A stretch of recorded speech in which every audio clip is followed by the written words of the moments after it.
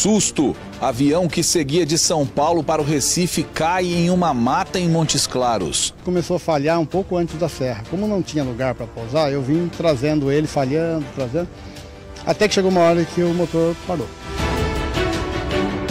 Casos de febre amarela em Juiz de Fora fazem prefeitura decretar situação de emergência. Em nota, a Secretaria de Saúde informou que o objetivo do decreto é garantir o enfrentamento à doença no município que presta serviços hospitalares a outros 97 municípios da Zona da Mata e facilitar as ações de prevenção à febre amarela. O decreto tem validade de 180 dias a partir da publicação, que foi feita nesta terça-feira. E o aplicativo Uber começa a funcionar amanhã em Varginha. Tomara que chega hoje ainda, porque a gente precisa juntar esses táxis tudo explorador.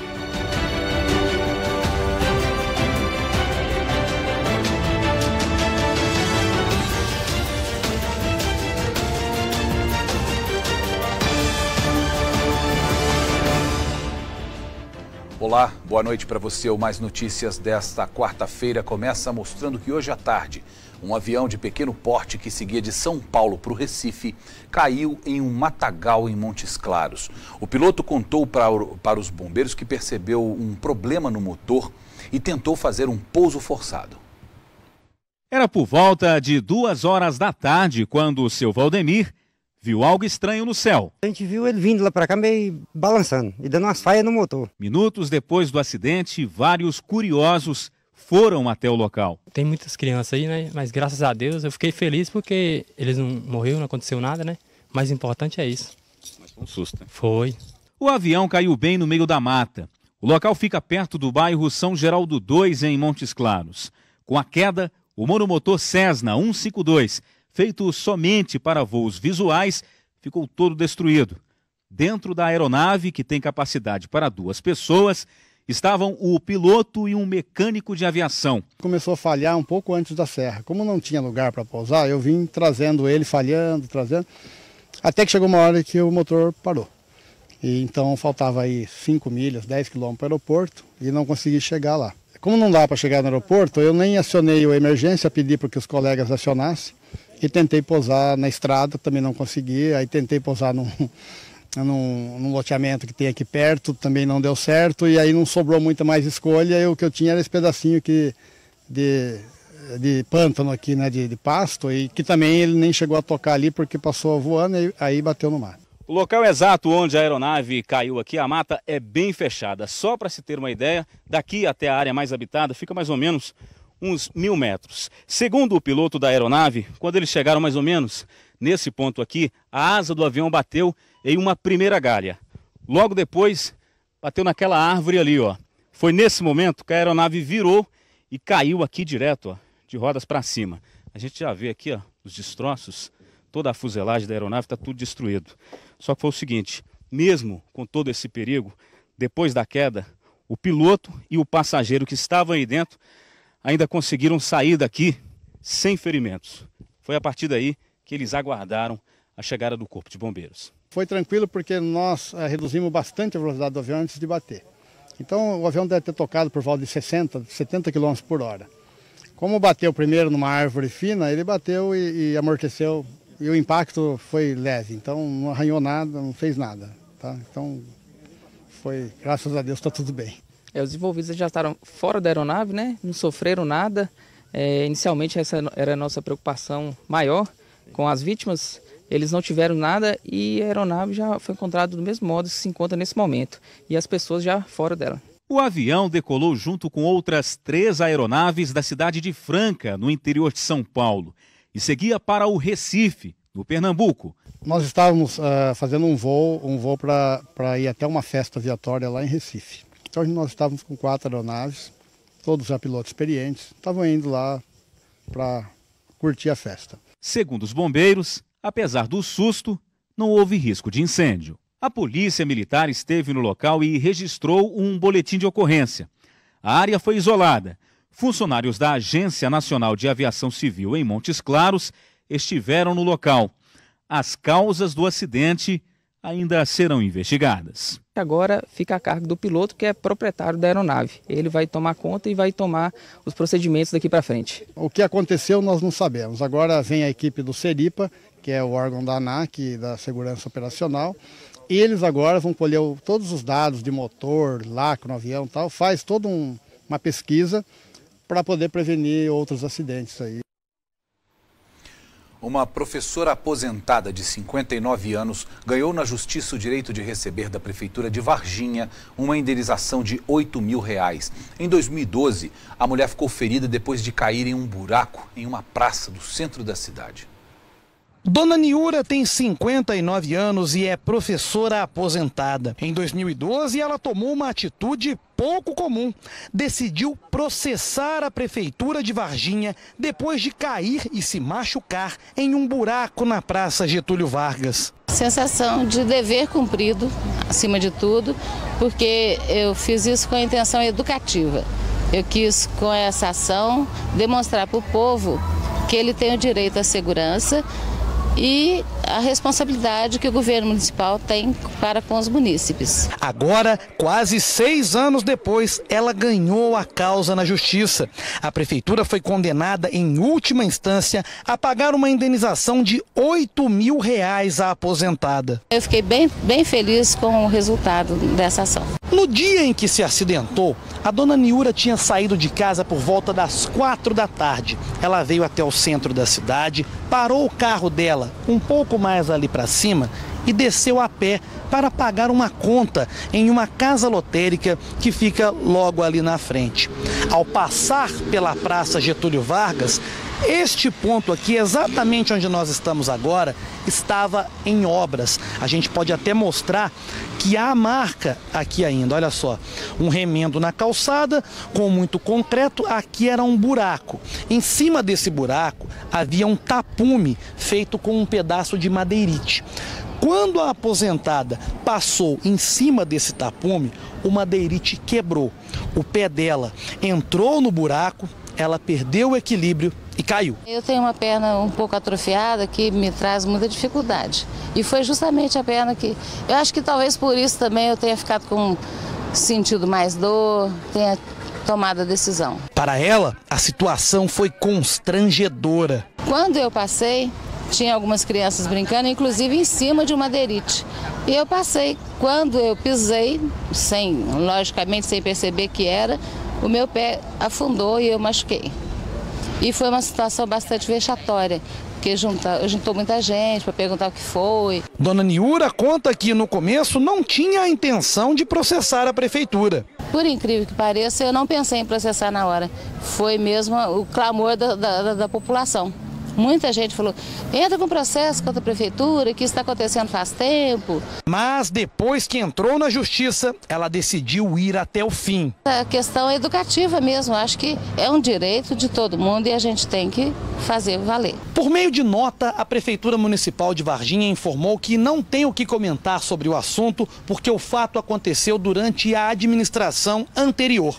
Eles agora aguardam uma notificação oficial da Justiça para pagar a indenização. Você espera, Niura, que as pessoas se espelhem nessa sua atitude? Com certeza, espero que elas espelhem na minha atitude e que o governo municipal seja mais atencioso, mesmo que tenha sido na outra gestão, não interessa. Em todas as formas de governo, municipal, estadual, federal, a segurança é prioridade. O rompimento do Mineiroduto na segunda-feira passada mudou a rotina dos moradores de Santo Antônio do Grama, na Zona da Mata. A cidade de 4.000 habitantes está sem água até hoje.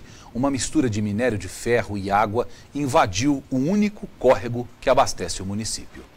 Este é o retrato de uma família inteira sem água. Na casa de José Carlos, a família não consegue tomar banho nem cozinhar. A coisa que nós temos aqui é a água que nós buscamos na cisterna. Deus sabe o que faz, quem somos nós para falar alguma coisa, né? Mas 3 meninos também é complicado, porque se pede as coisas, sabe? Ih, tem que dar banho. Acho que nem na escola teve merenda hoje. Na casa de Adriana, a situação é a mesma. Roupas para lavar, vasilhas sujas acumuladas e um restinho de água para beber. Já não tem nenhuma. A reserva acabou. Mas vai ter que ir comprar, né?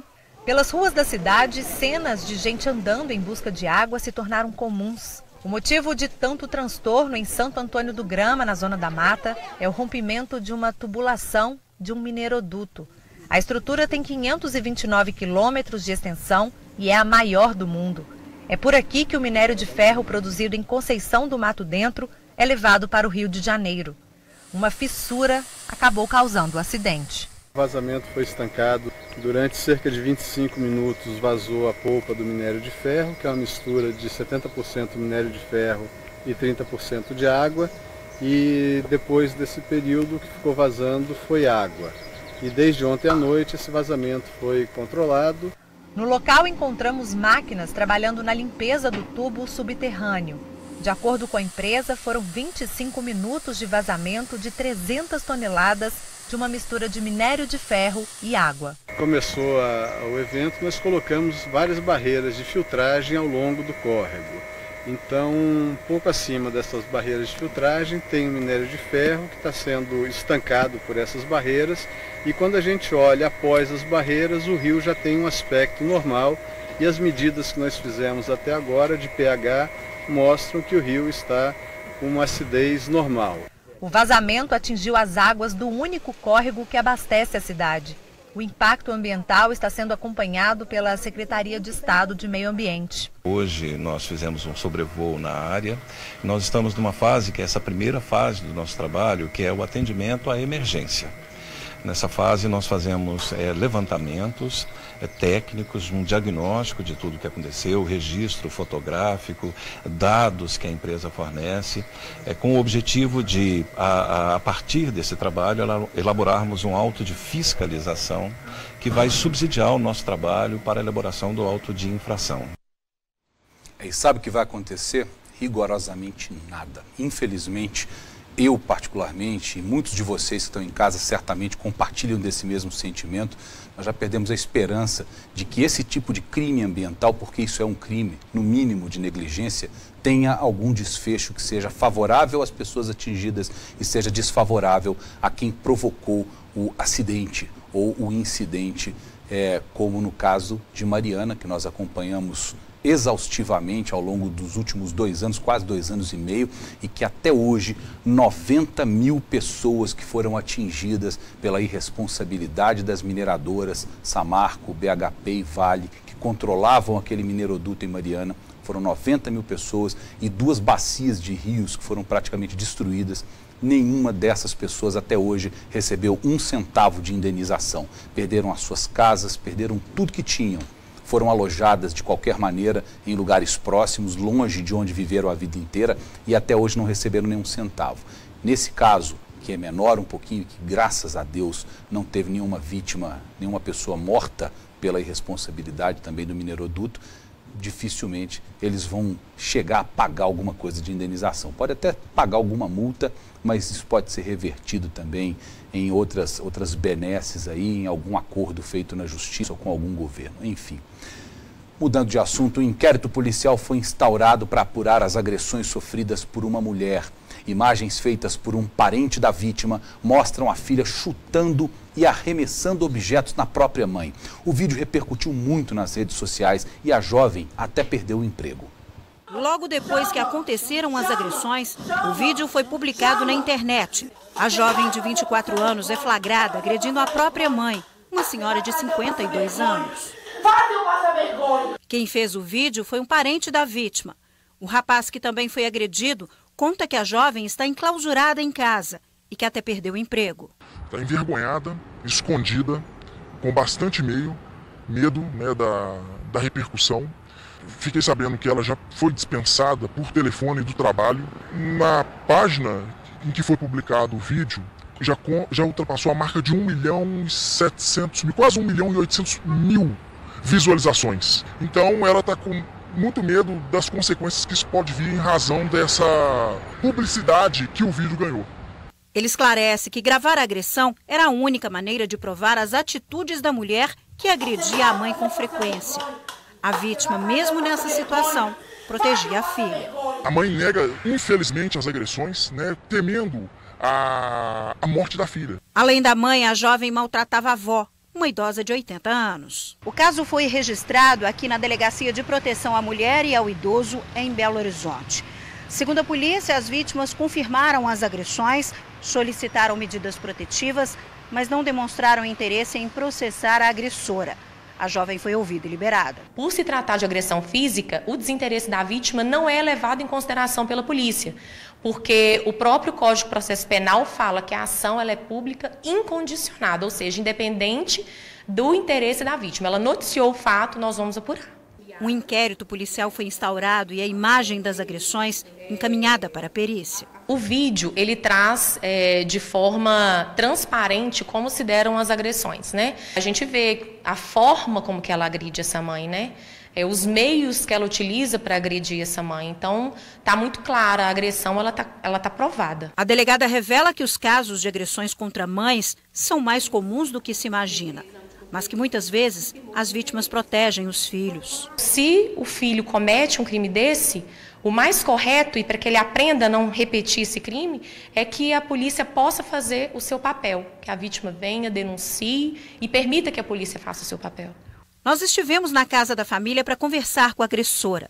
Ela recebeu nossa equipe com a condição de não ser filmada e negou as agressões. Não teve nada de perigo nem nada. Entendeu? Não teve nada, entendeu? A gente estava aqui fazendo as coisas tranquilo. Assim que a medida protetiva for concedida pela Justiça, a jovem deverá deixar a casa onde mãe e avó moram. Ela já fez isso uma vez, 2, 3, foram várias as vezes. E agora ela vai pagar pelas consequências.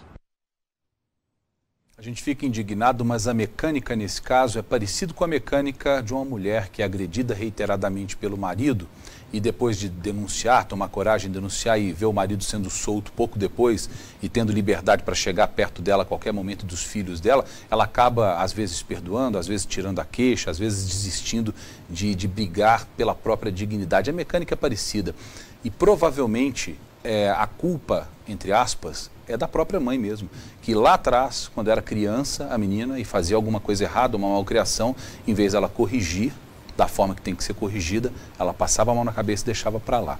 Claro, é uma inferência que eu estou fazendo, eu não tenho certeza se é isso que aconteceu, mas certamente o destino de crianças que são alisadas pelos pais, como a gente diz no interior, é esse que a gente viu na reportagem.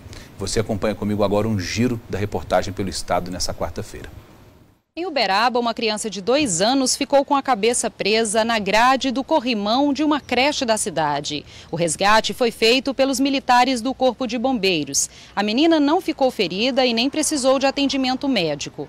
De acordo com as professoras e a coordenadora da creche, o número de professores é suficiente para garantir a segurança das crianças. A menina estava participando de uma atividade lúdica quando aconteceu o acidente.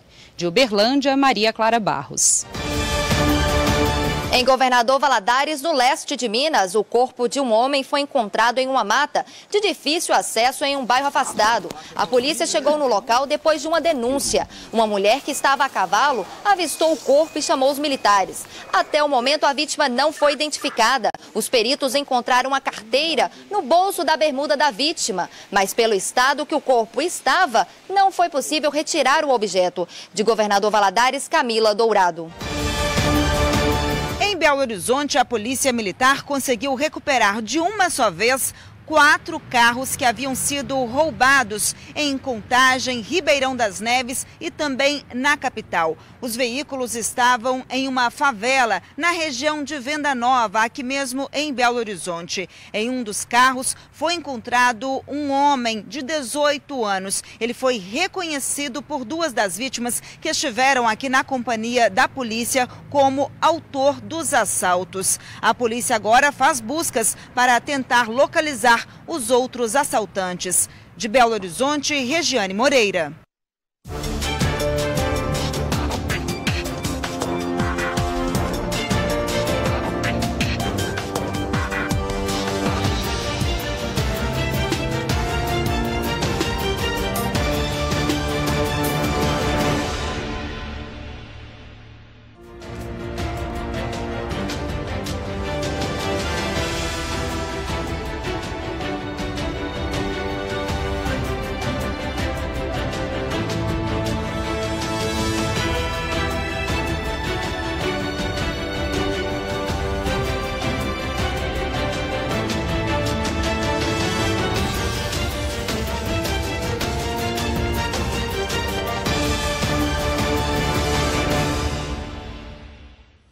Casos de febre amarela registrados em Juiz de Fora levaram a prefeitura da cidade a decretar situação de emergência. O anúncio foi feito pelo prefeito nas redes sociais. Neste ano, 6 pessoas já morreram por causa da doença em Juiz de Fora.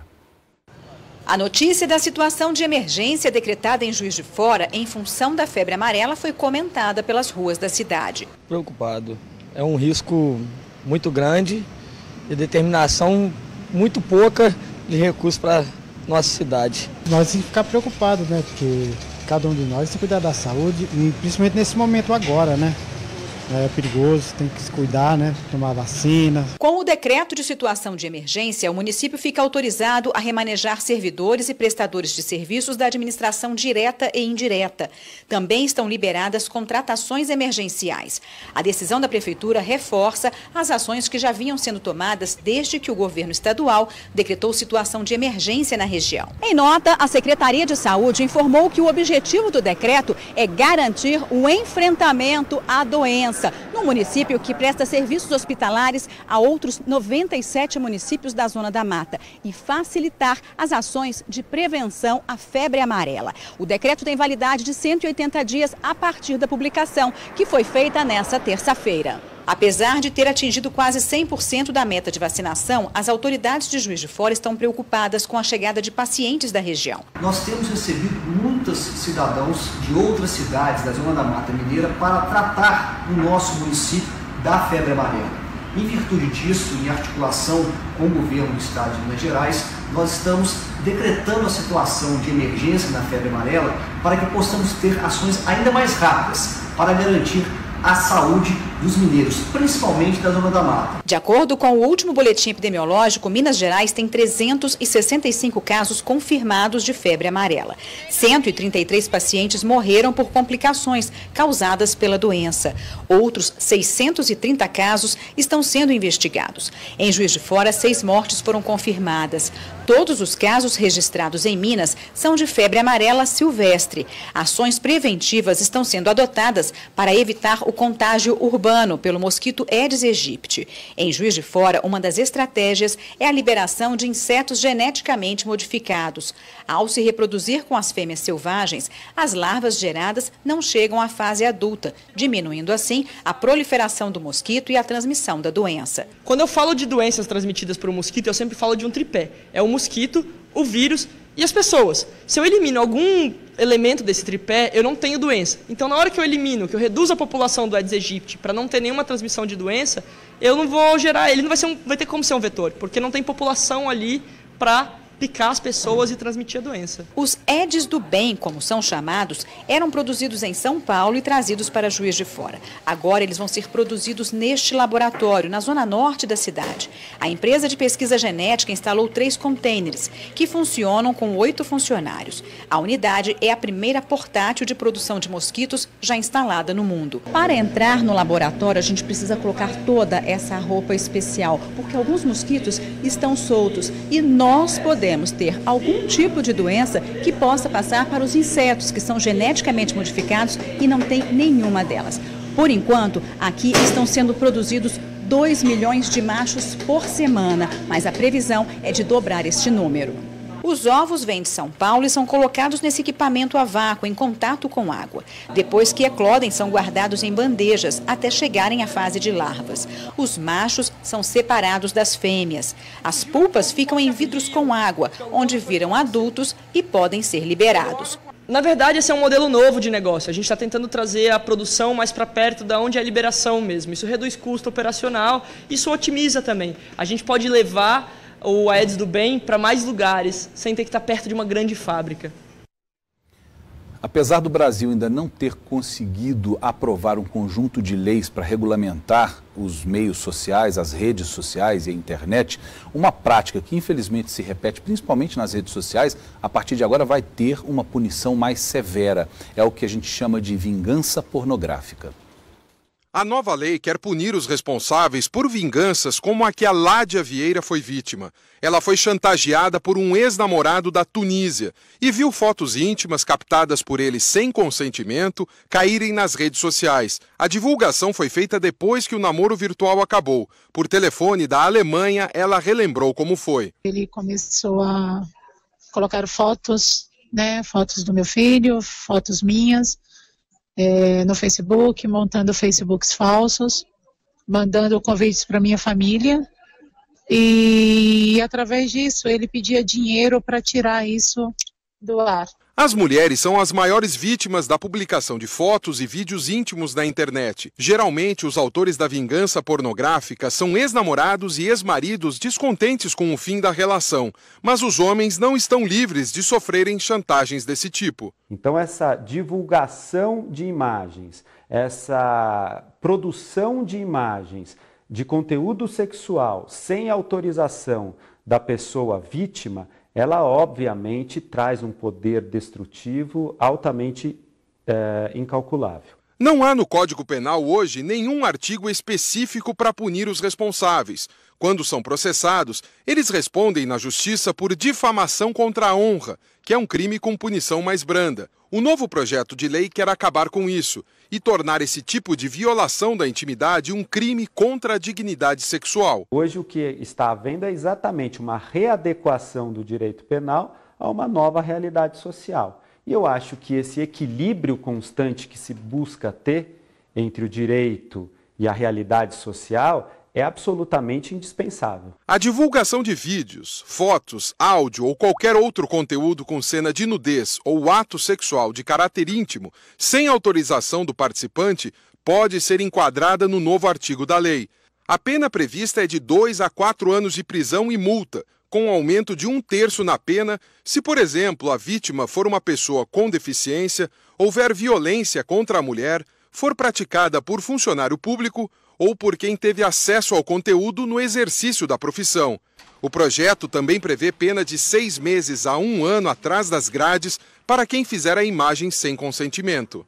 A intenção da proposta é reconhecer que a violação da intimidade também é uma forma de violência doméstica e familiar. Outra mudança na lei é que a ação penal deixa de ser privada. Isso quer dizer que o processo não precisa mais ser movido apenas pela vítima. A partir do momento em que o projeto for sancionado, o Ministério Público também vai ter essa prerrogativa de entrar na justiça para buscar uma punição para o responsável pela vingança. Antes, esses casos eram processados mediante ação penal privada. A vítima tinha que ter a iniciativa de contratar um advogado e processar aquele agressor que postou as fotos dela sem o consentimento dela. A promotora do Grupo de Atuação Especial de Violência contra a Mulher diz que o Ministério Público vai dar respaldo às vítimas de classes mais baixas. Eu acredito que vai aumentar o número de denúncias, porque as mulheres vão ter mais informações, vão ter o acesso à justiça de uma forma facilitada, porque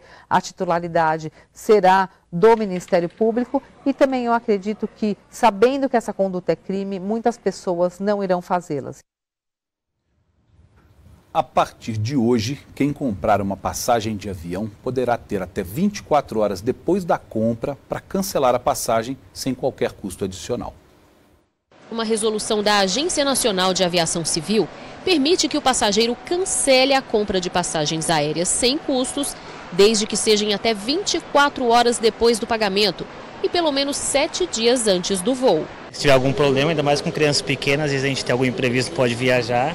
A gente pode agora, bom ficar sabendo. Muita gente simplesmente perde o dinheiro gasto com as passagens. É tanto trabalho que eu nem me dei o trabalho de procurar o reembolso. Eu simplesmente desisti.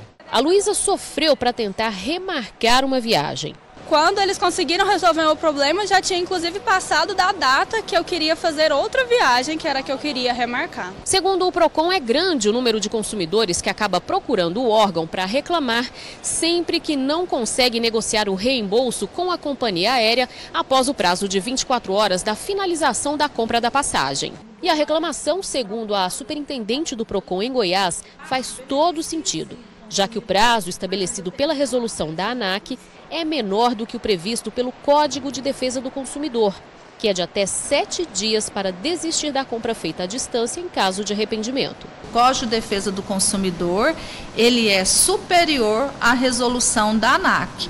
Então, os consumidores que exercitaram o arrependimento nas compras à distância de até 7 dias, ela tem o direito, sim, nós abrimos o processo para multar a empresa, mas normalmente a empresa nega. Aí tem que recorrer ao Poder Judiciário para ser reembolsado integralmente. E aí você perde sua vida inteira, perde sua paciência e deixa para lá mesmo. Em uma decisão histórica, o Congresso aprovou hoje a flexibilização do programa Voz do Brasil. Foram 15 anos de discussões e agora as rádios poderão optar pelo horário de veiculação. O programa agora poderá ser transmitido entre as 7 e as 9 horas da noite. As rádios apenas deverão informar aos ouvintes, obrigatoriamente, qual será o horário escolhido para a transmissão. A flexibilização do horário da Voz do Brasil é alvo de discussões há pelo menos 15 anos. A Abratel, Associação Brasileira de Rádio e Televisão, comemorou a medida, que considerou uma das maiores vitórias da radiodifusão brasileira. A Voz do Brasil é o programa mais antigo ainda em transmissão nas rádios brasileiras. Desde 1938, tem veiculação obrigatória em todo o território nacional, sempre às 7 da noite. A proposta agora segue para a sanção do presidente Michel Temer. Na próxima segunda-feira, a CEMIG vai abrir inscrições para o programa de estágio de 2018. Ao todo, serão oferecidas 193 vagas, sendo 110 para nível superior e 83 para nível médio técnico. As inscrições vão até o dia 1º de abril e devem ser feitas no site da Agência de Integração Empresa-Escola, que aparece aí na sua tela. Foi prorrogado para amanhã o prazo para os estudantes pré-selecionados na chamada única do FIES, o Fundo de Financiamento Estudantil, completarem a inscrição no programa. 80 mil estudantes que comprovarem renda mensal familiar de até 3 salários mínimos serão beneficiados. O resultado da pré-seleção da outra modalidade, o chamado PFIES, destinado para alunos com renda familiar de até 5 salários mínimos, vai ser divulgado na próxima sexta-feira. Para essa categoria do FIES, serão ofertadas 75 mil vagas. Você fica agora com a previsão do tempo, um breve intervalo e nós voltamos já já.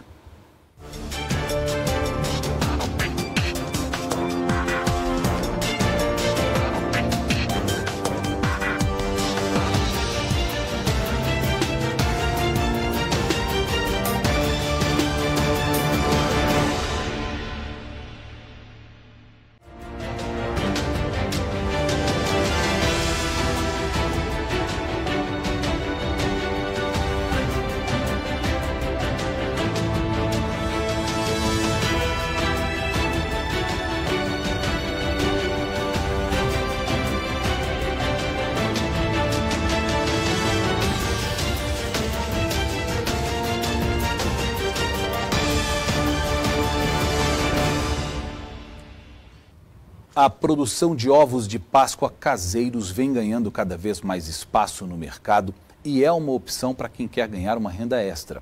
Faltando aí pouco mais de 2 semanas para a Páscoa, confeiteiros de Poços de Caldas acreditam em um aumento nas vendas para este ano. Eduardo já está em ritmo acelerado. Faltando quase 2 semanas para a Páscoa, o confeiteiro corre para dar conta de todas as encomendas. A gente trabalha de madrugada, né? Porque é bem mais fresco para trabalhar. E precisa vir à noite, vir o dia, dorme na cozinha e assim vai. A especialidade do Eduardo é o ovo de colher. Ele já tem mais de 100 encomendas para esse ano. O número já superou as vendas do ano passado. São cerca de 4 sabores. No ano passado a gente trabalhou com uma quantidade limitada de 130, conseguimos bater essa meta de 130 ovos de colher, e esse ano a gente está querendo aumentar uns 50% dessa quantidade.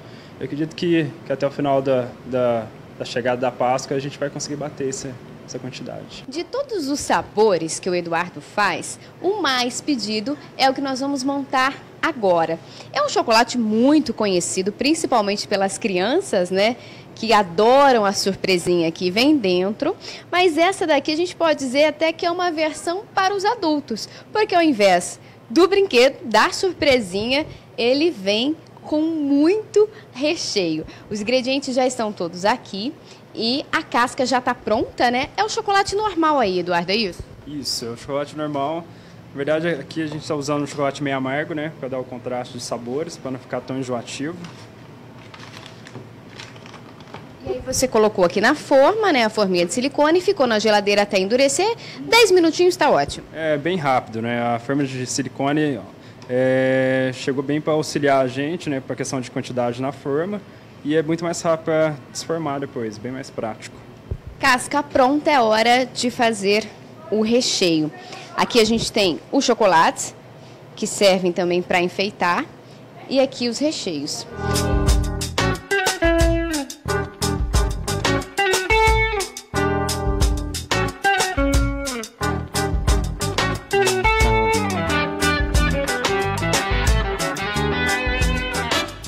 O trabalho dobra junto com o faturamento. A Páscoa é a principal data para quem trabalha com chocolate. O faturamento chega a ser 80% do que eu faturo no ano nessa época da Páscoa, né? Catarina, que há 2 anos deixou a profissão de advogada para trabalhar com doces, especialmente com brownie, pela primeira vez vai fazer ovos de Páscoa. Fiz um curso para produzir os ovos, saber exatamente como funcionava, questão do chocolate, e aí desenvolvi sabores que eu sabia que ia agradar toda a minha clientela e atrair novas pessoas também. Claro que o brownie não poderia ficar de fora do cardápio. A gente trouxe o brownie, que eu já trabalho faz 2 anos, para um ovo recheado com brownie brigadeiro, que é o favorito, e outras diversificações também. Nas primeiras semanas, o número de encomendas surpreendeu.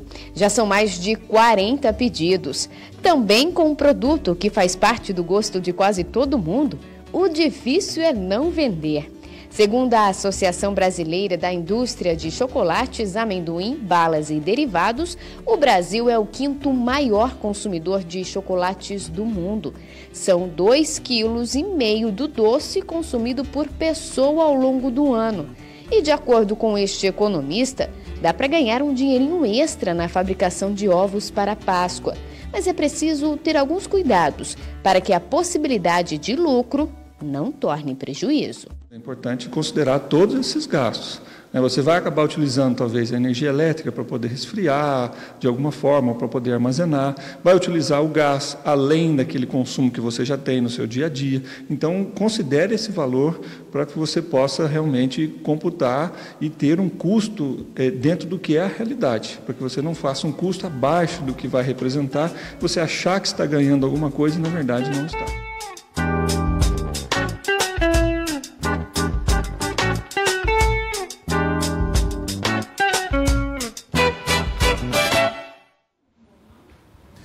A partir de amanhã, os moradores de Varginha poderão contar com o serviço do Uber.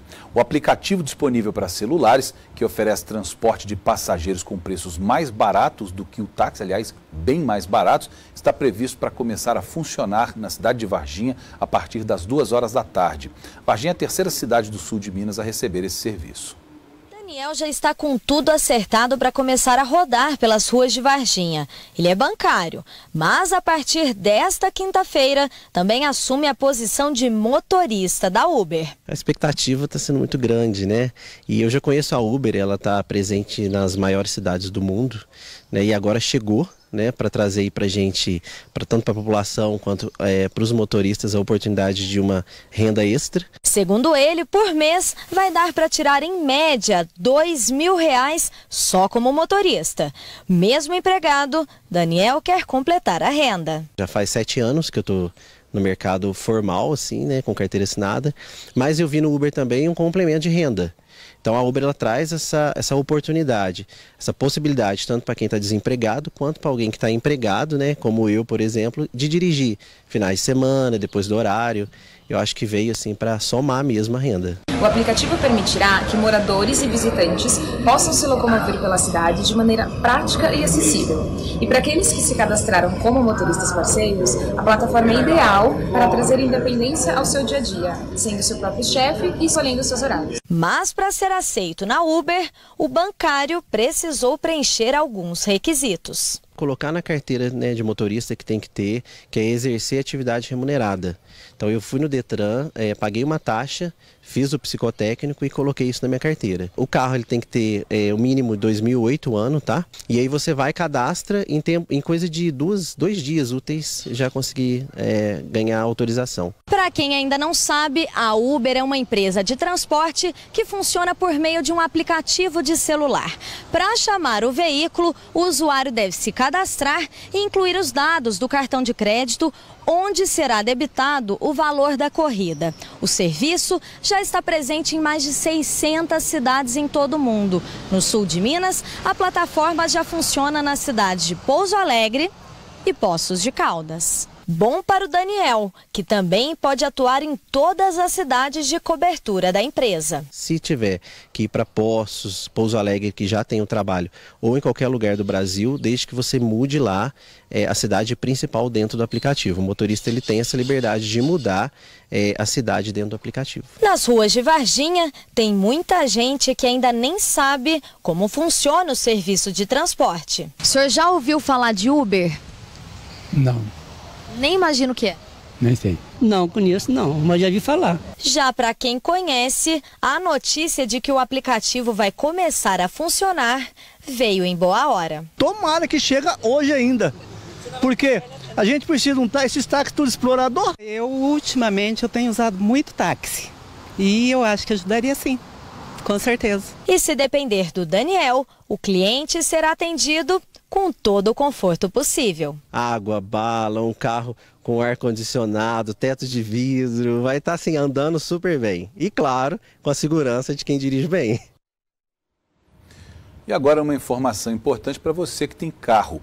A terceira e última parcela do IPVA 2018 vence a partir de amanhã, começando com as placas de finais 1 e 2. A escala segue até quarta-feira da semana que vem, sempre com 2 finais de placa por dia. A taxa de renovação do licenciamento anual de veículo, a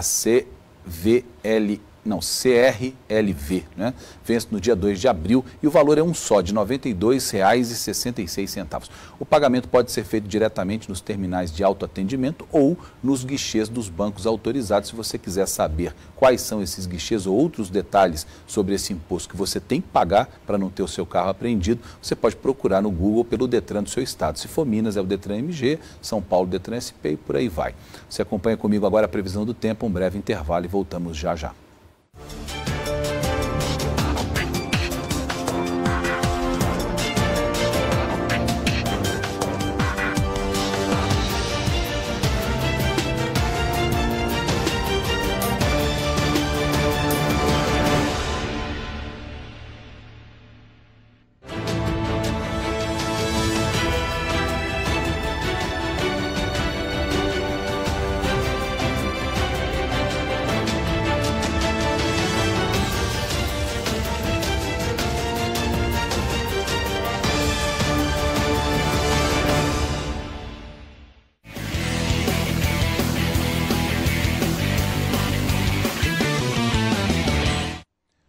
Hoje nós abrimos o nosso bloco de esportes falando da morte do atleta e gestor Bebeto de Freitas, que nós anunciamos ontem aqui no final do Mais Notícias. Letícia Reis, me conta como é que foi o dia aí de comoção, de homenagens em relação ao Bebeto de Freitas. Parece que o corpo dele foi para o Rio de Janeiro, né? Boa noite para você. Boa noite, Luiz. O corpo foi para o Rio de Janeiro, sim. O corpo do ex-dirigente foi velado na parte da manhã na sede do Galo, em Belo Horizonte. Em seguida, foi levado para General Severiano, sede do Botafogo, clube de coração de Bebeto de Freitas, que ele, inclusive, foi presidente. O sepultamento está previsto para amanhã, mas vai depender da chegada da filha dele, que mora em Boston, nos Estados Unidos. Durante todo o dia de hoje, Bebeto recebeu muitas homenagens. O velório foi no auditório Elias Calil, no 3º andar da sede administrativa do Atlético, no bairro de Lourdes, em Belo Horizonte. Dirigentes esportivos, políticos, amigos e jogadores vieram dar o último adeus a Bebeto de Freitas. Digo que o futebol do Brasil, ele nasceu depois do Pelé. Ele existe antes de 58, depois de 58. E o voleibol do Brasil existe antes e depois do Bebeto. Agora, pessoalmente, perco um amigo. O nosso país perdeu um grande homem, íntegro, um ídolo, Dezenas de pessoas, algumas vestindo a camisa do Atlético, passaram por aqui. O ex-atacante do Galo, Marques, contou que esteve com Bebeto no centro de treinamento nessa terça-feira. É muito triste, né? Ontem nós estávamos no CT, todos muito consternados, né? Com toda essa situação, muito tristes, né? E é hora de abraçar a família, né? Os amigos, né? Porque vai deixar e vai fazer muita falta aí para nós. O médico do Atlético e da seleção brasileira, Rodrigo Lasmar, entrou no prédio sem falar com a imprensa. A equipe médica do clube chegou a dar os primeiros socorros ao treinador, que marcou uma geração. Toda a história do Bebeto no contexto de construir no voleibol, no esporte, deixa um legado muito grande. O técnico do Figueirense disse que a partida entre Atlético e o Clube de Santa Catarina, marcada para hoje pela Copa do Brasil, quase foi adiada. Mas a expectativa é homenagear o treinador. A rivalidade é dentro do campo, fora nós somos amigos e perdi um grande amigo, um grande líder, sempre falava com ele, sempre com muito sereno. A admiração por Bebeto de Freitas é pelo legado de uma carreira brilhante, que fez história no vôlei e no futebol. Foi triste, foi trágico, mas a gente guarda só coisas boas, né? Uma pessoa que marcou muito no mundo do esporte, não só no futebol, no vôlei também, então um cara querido por muitos e por nós todos aqui. Eu tive a oportunidade de trabalhar com o Bebeto de Freitas na seleção brasileira, na década de 80, e ele foi o responsável pelo crescimento desse esporte. Então é uma perda muito grande, não só para o voleibol brasileiro, mas para todo o esporte mundial. Às 10h30 da manhã, o corpo do treinador deixou o prédio. O caixão com o corpo de Bebeto de Freitas é colocado neste momento, aqui dentro do carro da funerária. O filho de Bebeto, Rico de Freitas, estava bastante emocionado e não deu entrevista. Levava uma bandeira do Atlético no braço. O corpo do pai deve ser enterrado nesta quinta-feira. E o Atlético não pediu adiamento da partida desta noite, válido pela Copa do Brasil. Como venceu o jogo de ida em Florianópolis por 1-0, o Galo precisa apenas de um empate diante do Figueirense para conseguir a classificação. O técnico Thiago Largue tem 2 problemas para escalar a equipe. O zagueiro Gabriel está com conjuntivite e o volante Elias com amidalite podem ser desfalques. Já o meio Otero está de volta. Para chegar inteiro ao confronto desta noite, os titulares do Atlético foram poupados no último domingo. Otero, então, está bem descansado. Ele não joga pelo clube desde o clássico contra o Cruzeiro em 5 de março. Na verdade, estou muito descansado, estou muito bem para jogar na quarta. Se é para me jogar, se é para ficar no banco, vou esperar a minha oportunidade. O venezuelano foi o cara do Atlético no primeiro confronto contra o Figueirense. O autor do gol da vitória em Florianópolis sabe que o jogo de hoje é decisivo. A gente sabe que já não tem mais erro. O que a gente errou já passou, ficou no passado, agora é concentrar mesmo. Se não levar gols hoje, o Atlético se classifica para a 4ª fase da Copa do Brasil. Entra em cena, então, um personagem importante da defesa alvinegra. Leonardo Silva, 38 anos, capitão, experiente em mata-matas. Sabe que todo cuidado é pouco neste duelo. É uma equipe muito difícil, a equipe do Figueirense vai vir.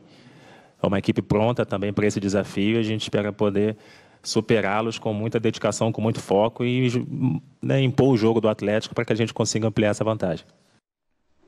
E o jogo de hoje será mais um teste para o Thiago Largue. Apesar de jovem, o treinador conta com o apoio da torcida e dos jogadores.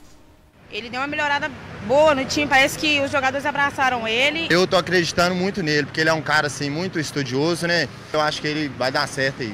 Tem que ser ele, um cara novo, precisamos disso, chega de técnicos, entre aspas, manjados, tem que ser rapaz novo. Ele tem demonstrado estar bem preparado para assumir esse cargo, a gente precisa de uma oportunidade, todo mundo merece uma chance. Até que o próprio Oswaldo ele já tinha uma função muito forte dentro da comissão do Oswaldo, né? Ele era um cara que dava os treinamentos, fazia grande parte da pré-eleição, então não foi nenhuma novidade para a gente assim, a partir do momento que ele foi realmente efetivado no comando, mesmo que seja como interino, né? É um cara que hoje está no comando e a gente respeita ele como nosso treinador. Então, a competência do Thiago é inegável, mas será que ele tem força para segurar uma eventual fase ruim que todo time tem ao longo do ano, com tantas competições principalmente? Pois eu acredito que sim, até porque ele é jovem, ele assumiu o Atlético numa situação que não era cômoda para qualquer treinador que viesse a assumir o clube, e ele tem tido bons resultados. São 8 jogos que ele está no comando, 5 vitórias, 1 empate e 2 derrotas. Ou seja, conseguiu a classificação para a Copa do Brasil, hoje tem mais a oportunidade. Acredito que ele consiga, sim, manter o elenco e manter o cargo dele como treinador. Muito bem, vamos falar de Libertadores agora, né? Libertadores, ontem teve brasileiro na Libertadores e o Vasco, que é do grupo do Cruzeiro, estreou na fase de grupos e perdeu em casa para a Universidade do Chile por 1-0. Com esse resultado, Racing e Universidade do Chile têm 3 pontos, Cruzeiro e Vasco não pontuaram na primeira rodada. Os dois brasileiros se enfrentam no dia 4 de abril. Mas hoje, outras 2 equipes do nosso país entram em campo. O Flamengo pega o Emelec no Equador e o Corinthians enfrenta o Deportivo Lara em casa. Os 2 jogos são às 9h45 da noite. Bom, parece que o Boa Esporte, ainda falando de futebol, parece que o Boa Esporte anunciou reforços hoje. Anunciou reforços, saiu aquela leva de jogadores, mas hoje chegaram 2 jogadores. Um deles é mais conhecido, o atacante William Barbio, de 25 anos. Ele estava no Santa Cruz, mas se destacou no Vasco. Barbio ainda passou pelo América Mineiro, Chapecoense e Joinville. Outro reforço é o goleiro Fabrício Morales, de 29 anos. Fabrício tem seu currículo passagens pelo Bom Sucesso do Rio de Janeiro, Camboriú de Santa Catarina, J. Malucelli do Paraná e Vitória do Espírito Santo. A diretoria do Boa Esporte já está correndo atrás contra o tempo para registrar os atletas para que eles possam ficar à disposição do treinador Sidney Moraes para o confronto de sábado pelas quartas do Mineiro contra o América, no Independência. Tudo bem, obrigado, Letícia. Eu que te agradeço, Luiz. Uma boa noite para você de casa, Mais Notícias volta amanhã. Boa noite, até amanhã.